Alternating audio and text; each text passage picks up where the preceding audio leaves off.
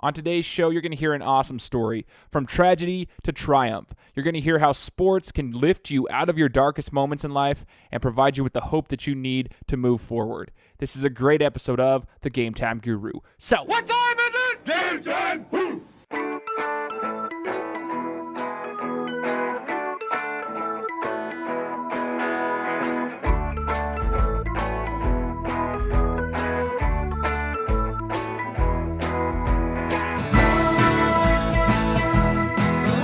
What is up, everybody? Another week and another episode of the Game Time Guru podcast. I appreciate you guys tuning in. This is Shane Larson, your host. I'm coming at you today with an awesome story, but I wanted to first give you guys some updates on the show.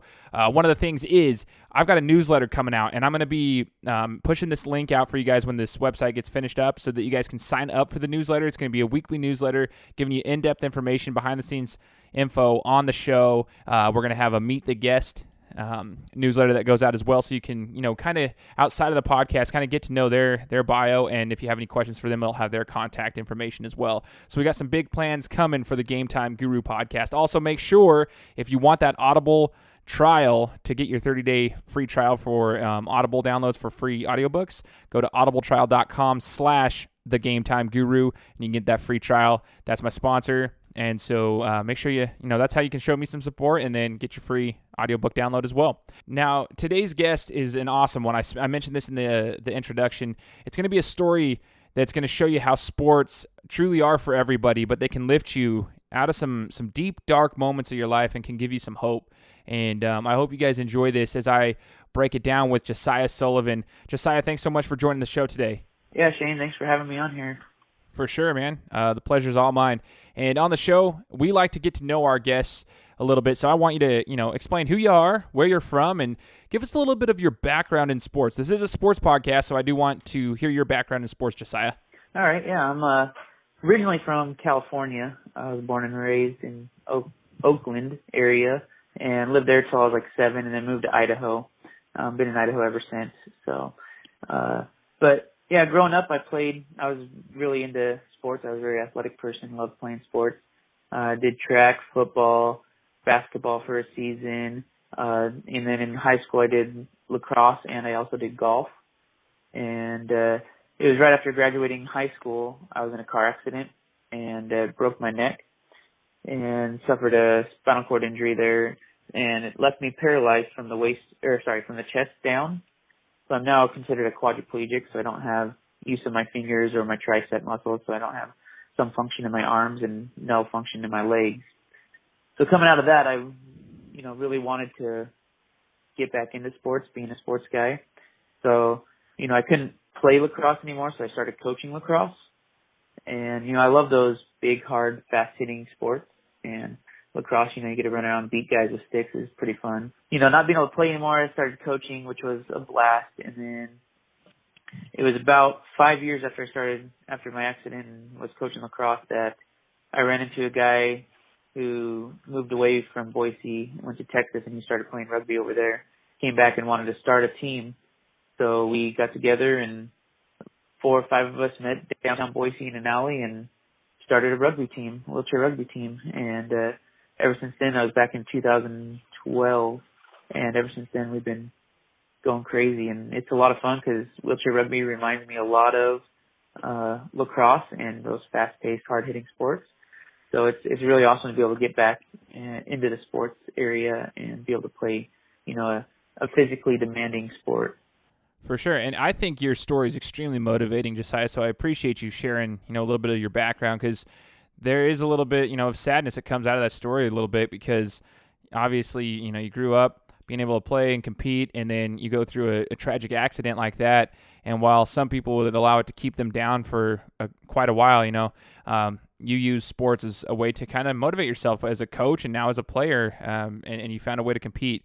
I kind of want to know a little bit more about this wheelchair rugby, though. This is kind of why I want to bring you on the show, to educate our listeners on this sport, because it's rad. If you haven't checked it out, you guys need to, but, we need to learn through Josiah real quick about the rules and the way the games go. You said you started this league up in Boise, this team up in Boise back in 2012. How has it evolved since then? Has the league grown, or where do you guys even play to begin with? So since 2012, we started our team in 2012 there. We were a developmental team. I think there was around 40 teams in what's called the USQRA, the United States Quad Rugby Association, which is what we're a member of and play through.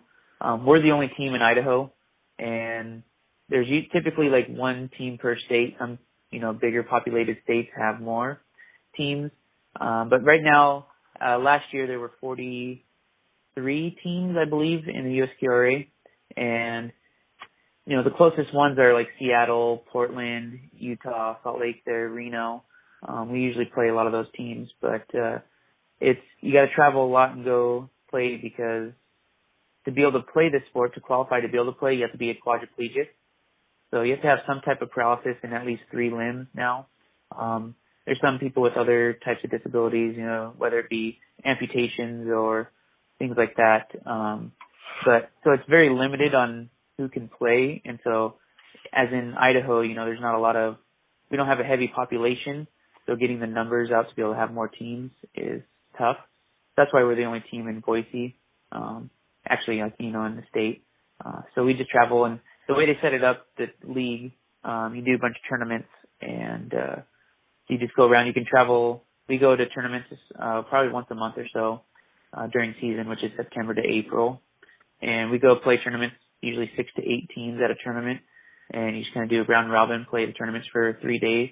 And they have the USQRA split up in sections. So you have sectionals, which go to the postseasons, and you do good enough there, you get to go to nationals. So it's pretty fun. The sport was created back in 1976 in Canada. Okay, so it's been around for a while. It's cool to see that you guys have done that, though. I mean, I think that's awesome. And I started looking into this when I set up this interview with you. I started, watching some YouTube videos to try to get an idea of the sport itself and kind of watching it. It's intense, man. You guys go crazy out there. It's not just a relaxed sport, so it's really cool to watch, and I encourage everybody to watch it. But I want you guys to understand the rules, so that's where you come in, Josiah. Let's explain this. How many players are allowed to play at one time per team, and where do you guys play on, what kind of surface? So we play on a basketball court, just a regulation-sized basketball court, and it's 4 players on the court at a time per team. And we set up cones on the end lines, and that's the goal area, and you play with a volleyball, and you just have to roll across the goal line, get 2 wheels across with the ball in your lap to score. Okay, and, everyone's best friend, the referees, how many refs are on the court at a time? There's 2 referees on the court, and in international play or nationals, they have another ref that's on the sideline working the substitutions and the table to make sure the clock and scoring is all going well. Oh, for sure. Hopefully the refs for wheelchair rugby are better than the refs for, the NFL. Des still caught the ball, in my opinion. So anyways, I have a question on the classifications. This is a big one because from what I was reading up, you guys have classifications based on, I guess, your abilities. I guess I'll have you elaborate on that, but there's classifications. So you have a point scale based on your abilities, and then you can't have more than a certain amount of points on the court at one time. So could you elaborate on how classifications work in wheelchair rugby? Yeah. So like you said there, each person's given a classification from 0.5 to 3.5, and it's based off your function ability. So what they do is there's classification panels, and they're mainly all physical therapists. And so you see a panel which is 3 physical therapists, and they take you in a room and they test all your muscle functions. They put you through this whole test of seeing how strong each little muscle function is, and they have a scoring system, and based on that, they give you a classification from that 0.5 to 3.5. And 0.5 is being, you have the least amount of function, and then 3.5 is the ones who have the most amount of function. And out of those 4 players on the court, those classifications can only add up to 8 points. I like that, though, because it causes you to have some sort of strategy then. So there's a lot of strategy on what kind of lineups you run with who you have. You can run 2 3.5s who are very high functioning with 2 0.5s who are kind of lower functioning, or you can run like a really even lineup of 4 2.0s who are kind of in the middle where they can actually handle the ball and, play defense all at the same time. So it's kind of interesting how that's all. It's really nice because it makes it so, people of all, injury levels can play the sport, and the quadriplegic is not that the lower functioning guys, if there's no classification, us lower functioning guys wouldn't be able to really play because they'd put all the higher functioning guys in the game. Right, for sure. I think that's awesome because it gives everybody the opportunity to compete. And in regards to the game, you said you have to get both wheels across the line. I want to know how, for one, on the defensive side of things, how do they stop you? Do you have to physically take the ball away from the offense, or do you have a different way that you can get the ball back? And as far as advancing the ball, how do you get the ball to your players? Are there any rules in regards to what you can and cannot do in regards to advancing the ball? I just want to know a little bit more about the speed of the game and how that all is processed. So wheelchair rugby, in sense of whether it compares to regular rugby, it's mainly they got the name from rugby just because of the intensity of the sport. Wheelchair rugby used to be called murder ball, but they changed the name because murder ball is kind of hard to market. For sure. You can't really get sponsors for murder ball. They don't like to be associated with something sounding like that. So they changed it to wheelchair rugby. But the rules, it's the easiest way to explain it, it's kind of like basketball on steroids. So instead of shooting baskets, we roll between the goal, but you have to dribble every 10 seconds or pass it. So you can carry it up to 10 seconds, you have to dribble or pass. The way the other team stops you is there's a 40-second score clock. You have to score within 40 seconds, so the team just stops you from there. You hit them. All the chair-to-chair contact you want legal. So you just ram them, try to hit them. If they fall over with the ball, then it's a turnover. Otherwise, you can, just like in basketball, if you get your hand on top of the ball, both guys have possession of it. Basically, it's a jump ball, and it goes to whoever has the possession arrow, which rotates after every jump ball. Or you can reach in and try to swipe the ball out of their lap and get it out of their lap. But you can't touch another player or their chair. So if you're trying to reach in and grab the ball and you hit their arm or their shoulder or whatever, it's a penalty and you go into the penalty box and have to serve a 1-minute penalty.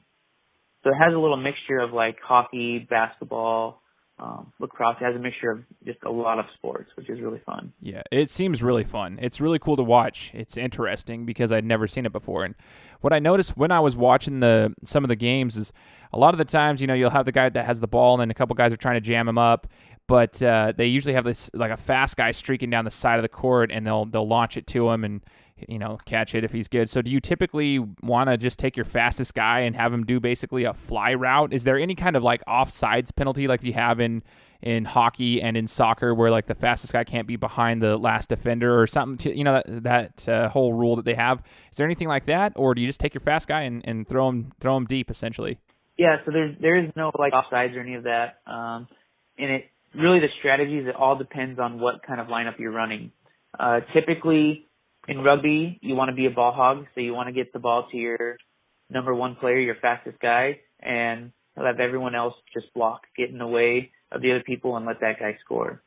Because the more passes you do in rugby, the more chances you have of turning it over, throwing the ball away. Because most of us have limited hand function. So when you're trying to catch a ball and you don't have much hand function, you can't grip the ball, there's a lot of chances for turnovers. And in a wheelchair, you can't move lateral. You can't go left to right really easy. So if the ball's not thrown right to you, it's going to go out of bounds. So a lot of strategies, like for me, I'm classed as a 0.5. I'm the 0.5, so the lowest. And the chairs are different. So there's defensive and offensive chairs. And usually the lower point players, like myself, are in what they call picker chairs, a defensive chair. So it has like a little picker cage on the front. It has like these wire cage up on the front. And you use that to kind of hook into the other guys' wheels and stop them. So that's my job, is to get in the way and hook other guys so my ball handler can get around and score. So basically, get the ball in fast. If you guys trap, try to launch it down to another guy. But it's all based on what kind of lineups you have out there. So there's many different strategies to run, which is really fun to try to implement, because you never know what you're going to do when you get into a game. And when one team, you're playing in the game and they switch their lineup, they'll be running a complete different strategy, so you got to adjust for that. Right, for sure. And Josiah, I want to ask you a question about the training aspect of this, because you had quite a bit of time growing up. You went through your high school days and everything, being able to compete in the quote-unquote traditional sports, and then obviously the accident happened, as you mentioned, and now you're in a wheelchair playing wheelchair rugby. And For any of those people who have never actually tried to play sports in a wheelchair, I've done some wheelchair basketball myself, and it is quite literally one of the hardest things I've ever done. It's very difficult to push a wheelchair and be trained for that. It doesn't matter how big and strong you are. Like, it's a very difficult thing. So I kind of want to get your thought process on that from like the traditional sports you were used to playing those, and then now you have to reteach yourself a training method. How is it trying to train for a wheelchair sport like wheelchair rugby? Yeah, it's there's really no like weightlifting you can do to mask pushing in a wheelchair. So really the best way is just getting out there in a wheelchair and pushing. When I was first injured, I really didn't have a whole lot of function. I was really weak. Mainly used a power chair. It's the power wheelchair where you have like a little joystick and it drives your chair for you. It's about, like I said, I think it was about 5 years after my accident was when rugby came, and first time out, in about the first probably month or two at least, getting in a chair, I could barely push up and down the court 2 or 3 times, and then I was just so tired. Now I can play an entire hour-and-a-half game and be fine. So it's just, we practice twice a week. Each practice is 2.5 hours long, and we do an intense just continually up and down the court doing drills and then scrimmaging. And then what I also do to help train is I like to do half marathons. So I get in my rugby chair and I push a half marathon, 13.1 miles, and train a lot on that. So that's just mainly getting out in the wheelchair and pushing as much as I can. Doing hills is one of the best ways to work on that too, is just pushing up hills because that helps the start speed. So getting started is the hardest part on the wheelchair. Once you get going, you've got that momentum. Keeping it up is not that hard. So it's just once you get it going and pushing in the wheelchairs, you get used to it. Gosh, that's so awesome, man. That's so rad. I love hearing this story of like how you guys train. It's like, it's no different than any other sport. You have to train. You put a lot of time and effort into the training so you can be able to compete at a high level. I love that. And one of the things that I get worried about as I'm watching you guys, especially when you're talking about the picker chair and all this stuff, you got to jam into people, is the injuries that you can sustain. I want to know, have you ever sustained any injuries playing? Like, one of the things that freaked me out, for instance, is watching these. I would be scared to get my hands smashed up because your fingers are all out there and everybody's running into each other. Have you ever sustained any injuries playing wheelchair rugby? Yeah, the first question a lot of people ask us is why we don't wear helmets. There's a few guys who wear helmets because they've had some concussions, but most of us don't wear helmets. But as far as smashing fingers and injuries go, you learn pretty quickly where to keep your hands and where to keep them out of after you get smashed once or twice. I've had my hands smashed a couple times. I wear 2 pairs of gloves and then some like this rubber padding that comes around the palm of my hand. So my hands are pretty protected there, but still when I get smashed, I can feel it, and it's like, ooh, yeah. We've had one guy on our team, he tore some ligaments in his finger because it got caught in the wheel, and it was pretty bad. Other guys, there's a few broken fingers, but the main injury, the chair takes most of the beating when you're in it. These chairs get beat up pretty good, and but the main injury usually is concussions. So when guys get hit and flipped over, you hit your head on the court, and sometimes suffer concussions, or you cut your head open a little bit. So those are the ones they've been trying to avoid the most. But yeah, finger smashing and getting your head hit on the ground is the most common injuries. Gosh dang, I don't know how you guys do it. It's crazy to hear what you guys do to, you're putting your bodies through a lot of things here. So it's cool, the dedication you guys have for the sport. It's awesome. Josiah, what do you guys want to do as this team in Boise continues to, evolve? What's your ultimate goal? You guys wanting to make nationals? What are we trying to do here? Yeah. Our main goal right now is we want to try to make it to nationals. Currently our team we don't have a lot of high pointers, so we have a guy whose class is a 2.5, that's our highest. Then next is like a 1.5 and everyone else is a 1 or a 0.5. So we don't really, like our highest lineup we can run, you can legally run an 8-point lineup. Our highest lineup we can run is a 6-point lineup. So we're at a disadvantage there to start off with. But we're trying to recruit, get some more people to come in.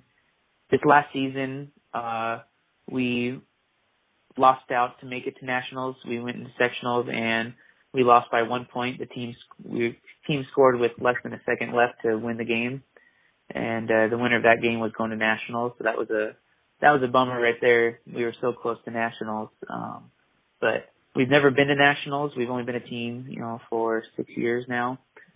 When we've only gone to sectionals 3 years, and this last year was the closest we've been to making nationals. In the previous years, so the way the sectionals work, you do a sectional tournament. The top 4 teams from each section go to nationals, and that's 16 teams because there's 4 sections. And they do the top 8 are classified as the D1, and then the bottom 8 are classified as D2, and they do 2 separate national tournaments, a D1 and a D2. And not last year, but the previous 2 years, we hosted what we called the unofficial D3 championships. And so we brought in all the teams who didn't qualify for nationals, who wanted to come here, and we hosted our own kind of D3 nationals. So that was kind of our way of doing our own little tournament, and that was pretty fun. Yeah, I bet it was. That's awesome. And how is this whole thing funded, Josiah? Do you guys, pay out of pocket, or is it sponsors? Like, how do you guys fund it for all the traveling and competitions you go to? It's a mixture of both. It also depends on the teams. We're fortunate enough here in Boise, we've got some good sponsors, and we get a lot of donations, and we do fundraising to where when we travel, we have enough funds to pay for everything. So what comes out of our own pocket is like meals. So when we travel, we cover our own meals and everything, but we've got our sponsors who help us out a ton, and going donations and fundraising is how we support our team. And is there a way for us to go and donate to your guys' team?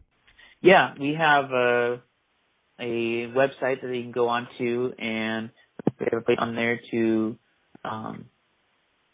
be able to donate. And we also have a Facebook page you can go through, which has a lot of information there. Let's pull up. Our website is BoiseBombersQuadRugby.com. So you can go on there, and we have places there that shows all of our sponsors, and you can go on there if you have a business and want to become a sponsor. You can contact us through there, and we have ways to donate to our team from our website there.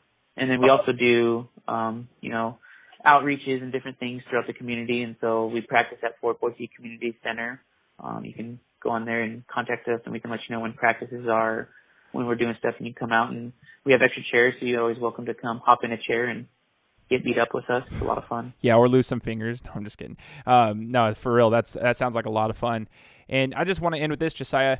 For someone like yourself who's been through this tough situation in your life where you had to overcome the struggles that you did, and I want to know if you can just share with us some words of motivation, some inspiration for anybody who might have gone through something similar, or anyone who has a struggle that they have to go through in life. They need to keep their head up. What can you give for your advice? Yeah, so, the hardest thing for me coming through was thinking that I wasn't going to be able to play sports again, and then the way other people treated me, just being treated different. So the best way to keep your head up is, get back into sports, if you like sports, or get into with a community, find other people going through similar situations and just talk with them. That was the biggest thing for me, was getting into rugby. It's a huge community. So I'm around 10 to 15 other guys who have gone through similar injury as me, similar situation. So we learn from each other, we hang out together and just learn everything. And then when you go to tournaments, it's a bunch of other guys. We're all friends, and we just hang out, and it's just a great way to see other guys who are going through the same thing and how they've succeeded, and know that, there's still life after being injured, and you can still, move on and be successful. I appreciate that, Josiah. Thank you for sharing your story with us. Thank you for joining the show, and, who knows, maybe I'll come out there with you so I can meet you face to face. Yeah, that'd be awesome. We'd love to have you out there. Awesome. Well, I appreciate you. And for all the listeners out there, I hope you enjoyed this story. I hope you enjoyed hearing Josiah Sullivan talk about how he went through a tragic event in his life and found a way to make a positive out of it. And you heard him say it, like he loved sports. And that's like the majority of my listeners here have some sort of tie to sports in one way or another. And we all love sports. So you can see how sports have so much power to help elevate everybody who is going through struggles or whatever it may be, it helps elevate somebody to a different level. So I hope you guys enjoyed the show. I hope you guys check this out. Go follow me on all my social media pages, and make sure to subscribe to the channel and share this with your friends and family. That way you guys can keep up with it, and you can discuss it with your friends and family. And again, keep an eye out for that newsletter that's going to be coming out. That's why you need to follow me on social. We'll talk to you guys next week. Guys, thanks so much for listening to another episode of my show. Now, if you could go and do me a favor, head over to iTunes, give me 5 stars, and leave me a review. It would be greatly appreciated. Thanks, guys. Appreciate your support.